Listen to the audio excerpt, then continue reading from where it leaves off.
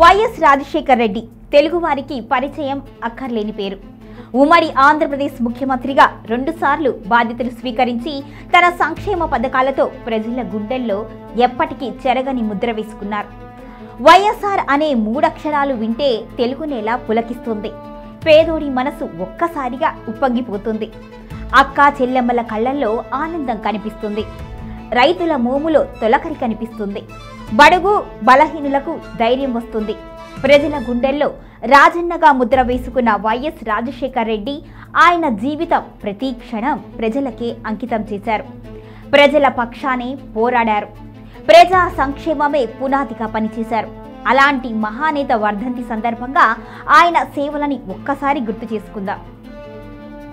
కష్టాల్లో ఉన్న ప్రజల నేస్తంగా మారిన వైఎస్ తెలుగు రాష్ట్రాల్లో పాదయాత్రకి నాంది పలికి సుదీర్ఘ పాదయాత్ర ద్వారా ప్రజల కష్టాలను తెలుసుకొని ఆ కష్టాలనే సంక్షేమ పథకాలుగా రూపుదిద్ది కోట్లాది ప్రజల అభిమానాన్ని సంపాదించుకున్నారు. ఆరోగ్యశ్రీ నుంచి 108 వరకు, ఫీజు రియంబర్స్మెంట్ నుంచి రుణమాఫీ వరకు ఇలా చెప్పుకుంటూ పోతే చాలా పథకాలే ఉన్నాయి. స్వతహాగా డాక్టర్ అయిన వైఎస్ రాజశేఖర్ రెడ్డి పేద ప్రజల కోసం తీసుకువచ్చిన గొప్ప పథకం ఆరోగ్యశ్రీ.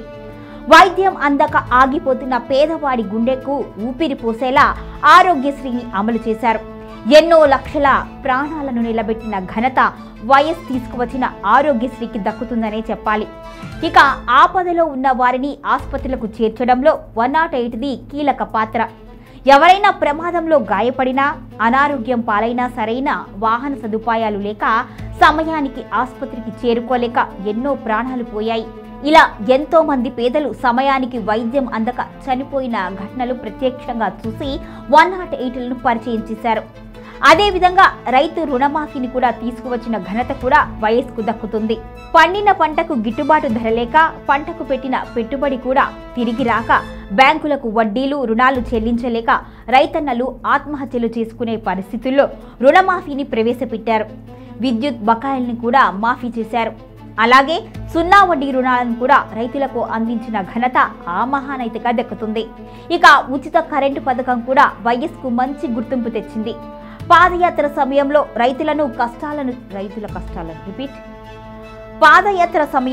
రైతుల కష్టాలను చూసి ఉచిత కరెంటు హామీ ఇచ్చారు.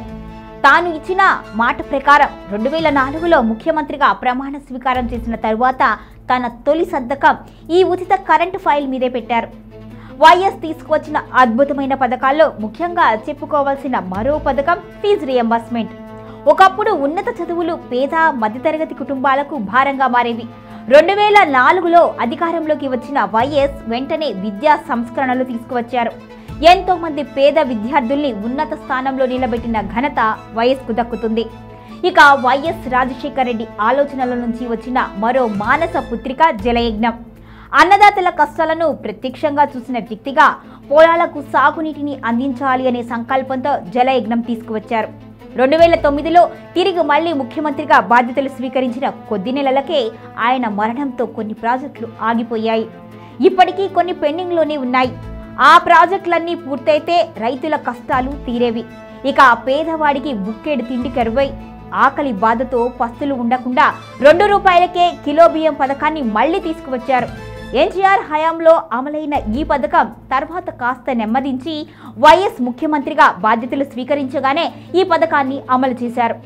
సొంత ఇంటి కళ ప్రతి ఒక్కరికి ఉంటుంది. కానీ పేద మధ్యతరగతి కుటుంబాలకు అది నెరవేరే పరిస్థితి లేదు. అందుకే పేదవాడి సొంత ఇంటి కళను నిజం చేయడానికి ఇందిరమ్మ ఇళ్లను తీసుకువచ్చారు. అర్హులైన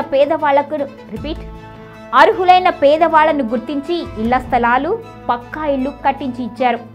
ఉమ్మడి ఆంధ్రప్రదేశ్లో ఎంతో మంది పేద మధ్యతరగతి కుటుంబాలకు గూడు కల్పించిన ఘనత ఆయనకే దక్కింది. ఈ పథకం కూడా ఎన్నో రాష్ట్రాలకు ఆదర్శంగా నిలవగా ఇప్పటికీ అమలవుతూనే ఉంది. ఇలా చెప్పుకుంటూ పోతే వైఎస్ తీసుకువచ్చిన అద్భుతమైన పథకాలు చాలానే ఉన్నాయి. సంక్షేమమే పరమావధిగా అనుక్షణం తప్పించిన నేటి తరం మేటినేతగా జన నీరాజనాలు అందుకున్న వైఎస్ ఇప్పుడు బతికే ఉంటే మరెన్నో సంక్షేమ అభివృద్ధి పథకాలతో రాష్ట్రాన్ని మరో స్థాయిలో నిలిపేవారు. ఆయన భౌతికంగా మన మధ్య లేకున్నా పేదోడి గుండెల్లో చిరస్థాయిగా నిలిచి ఉంటారు.